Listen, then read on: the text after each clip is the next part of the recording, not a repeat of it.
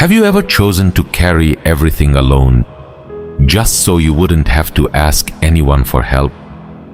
Have there been moments when you tried to explain, but felt that no one was really listening or truly understanding? Have you had times when you felt you had no choice but to stay strong, even when you were already exhausted?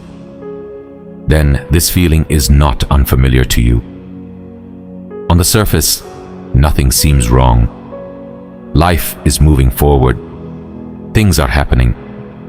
But inside, there is a heaviness that doesn't have a clear name. This isn't exactly sadness. It isn't as loud as anxiety, and it isn't as constant as depression.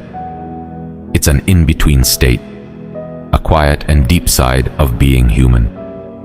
Your body knows it, a tightness in your stomach, a weight in your chest, something knotted in your throat. Your mind doesn't stop, but it isn't clear either. Thoughts move as if they're passing through fog. This feeling doesn't come from a single cause. It forms when emotions are not allowed to be felt for a long time. The tiredness you brushed off by saying, "I'm fine." The hurt you minimized by telling yourself it wasn't a big deal. The loneliness you carried without letting it show. Sometimes there truly isn't a visible problem, but your inner world is no longer willing to carry more weight. And sometimes something very small arrives at a moment when everything is already full, and it feels far heavier than it should. The hardest part of this state is this. While you're in it, you feel as if you're carrying the entire world alone. You want to explain, but you don't know how. "I don't know how to put it into words" is a sentence that often comes from people who feel this way. Because the feeling is real, but it doesn't translate into language. There is something inside, but it doesn't have a name. This state appears more often in people who don't allow themselves to feel and release emotions easily. In people who take things in, store them, and carry them. After long periods of stress, right when you say, "I made it through," this feeling often appears. And that is not a coincidence. Because the body and the mind only begin to release their load when they finally feel safe. And in that moment, everything that was pushed aside starts to make itself felt. It's important to understand this. This state is temporary, and it is meaningful. It is not an alarm, it is a signal. A quiet way your inner world says, "Slow down, pause, look at yourself." Even if you don't cry, it shows you that you are full enough to cry. But most people misread this signal. They immediately try to fix it. They keep trying to look strong. They feel pressured to pull themselves together. And by doing so, they exhaust themselves even more. But this state doesn't want to be fixed. It wants to be understood, especially by you. 1. Suppressed emotions. One of the strongest sources of this feeling is emotion that has been held back for too long. Instead of feeling something, many people choose to silence it with logic. They feel hurt, but tell themselves they need to stay strong. They feel disappointed, but assume they're overreacting. They feel anger, but swallow it to avoid conflict. It seems to work in the moment. Life goes on. Days pass.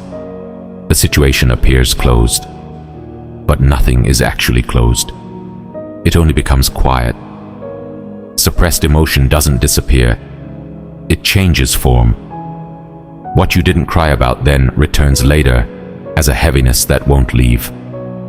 The words you didn't say turn into thoughts that circle endlessly in your mind. The reactions you didn't allow yourself settle into your body as tension. That's why sometimes you feel bad for no clear reason. because the feeling isn't new, it's late. A feeling that wasn't allowed to exist in its time will always find another way out. Your mind may forget, but your body never does. Suppressed emotions often speak through the body. The tightness in your stomach, the pressure in your chest, the knot in your throat. These are not random sensations. They are the physical expressions of unspoken weight. Your mind may say, "It's over," but your body keeps carrying it. And one day, when your body is tired, it stops you. The important distinction here is this: suppressing is not strength. Strength is not the absence of feeling. It is the ability to carry what you feel without denying it. But most of us were never taught this. What we learned was endure, ignore, keep going. So we didn't learn how to stay with emotions. We learned how to push them aside. Over time, we lose the ability to tell what we're actually feeling. We just say, "I'm not okay," without knowing why. And this in-between state often begins exactly here. Not as a dramatic collapse, but as a quiet, heavy, exhausting wave. It doesn't fully break you, but it doesn't relieve you either. It simply says, there is something here that hasn't been seen for a long time. So when this feeling arrives, instead of being angry with yourself, notice this.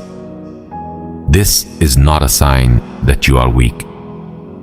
It is a sign that you have been strong for a very long time. And every suppressed emotion has only one request: not to be solved, but first to be noticed.